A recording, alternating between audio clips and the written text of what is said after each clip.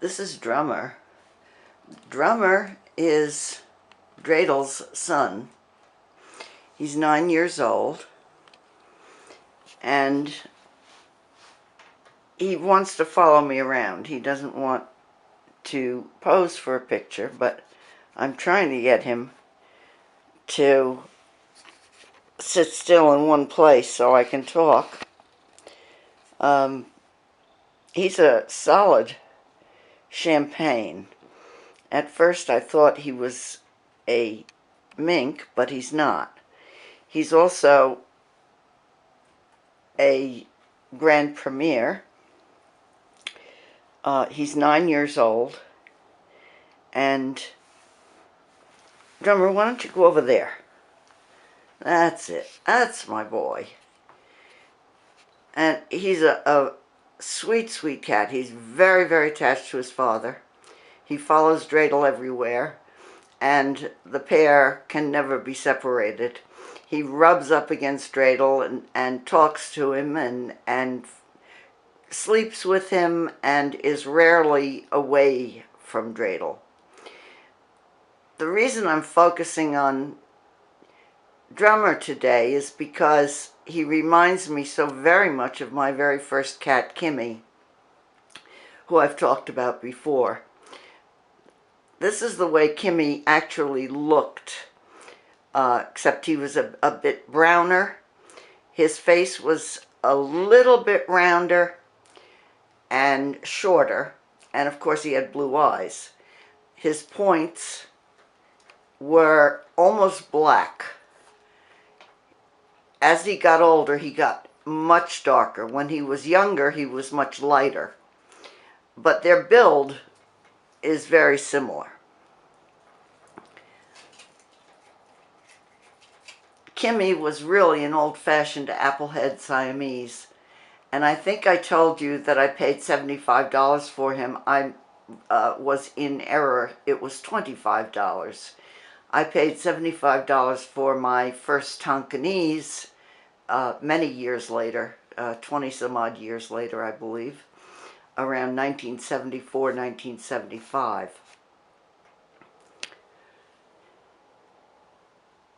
You can see what a beautiful cat Drummer is.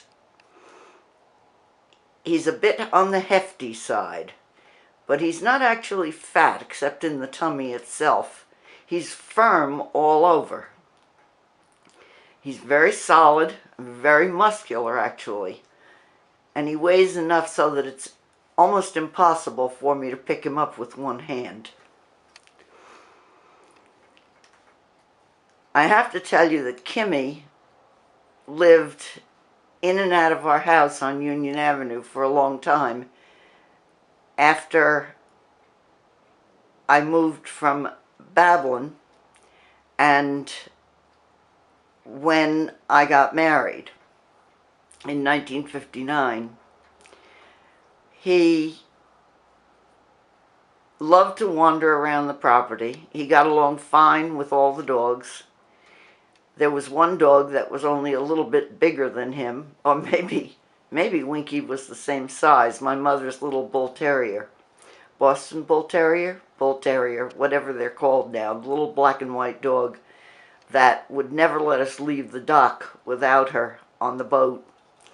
Once when we were over at the beach and we started to pull away from the dock and didn't realize that Winky wasn't aboard, Winky ran down the full length of the dock, leaped for the boat, and missed. Excuse me. Dad immediately cut the engines, of course, so Winky wouldn't get whirled into the props. And we fished her out with a crab net, brought her on board, and believe me, that never happened again. As far as Winky was concerned, even as far as, Kimi was concerned, she loved being in the yard and just, I'm sorry. It was Winky who was a she, and it was Kimi who was a he. He'd never been neutered, and I don't remember that he ever sprayed except once in my closet when we lived in West Babylon when he sprayed in my shoes. That was one of the reasons I brought him out to Santa Mauritius to live. He was much happier out here, where he roamed around the property. And at that time, there were 10 acres left after Dad had built the houses on a state road for friends and relatives. My Aunt Ann lived on the corner, Ann and Joe Foster, and their house was fenced, but of course there was an open area to the driveway so that they could go in and out. Kimi liked to go over and sit on Aunt Ann's porch because it was sunny.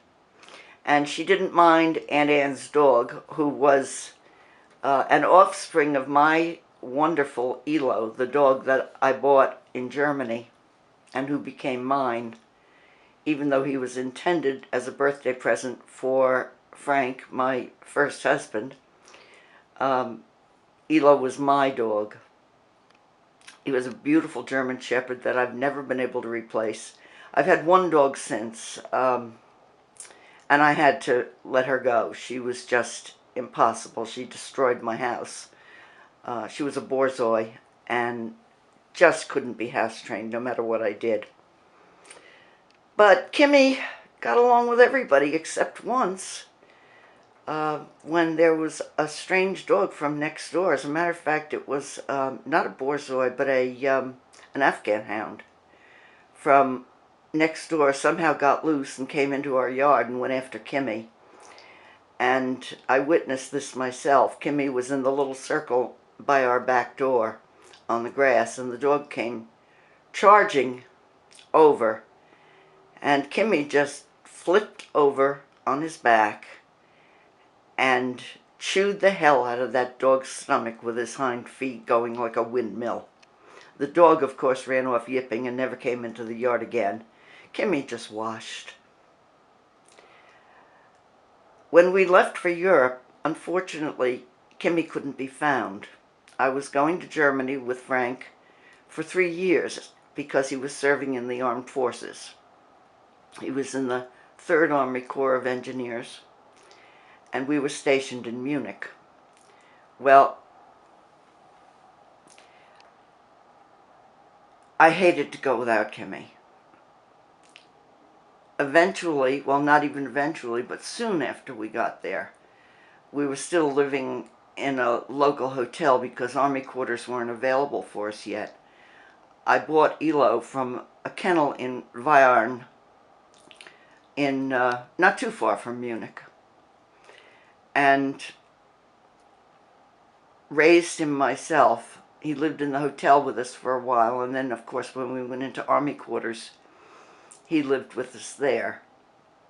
I won't go into why he became my dog because it wouldn't be fair to Frank or his daughters. So I'll just say that he became my dog and was loyal to me for the rest of his life.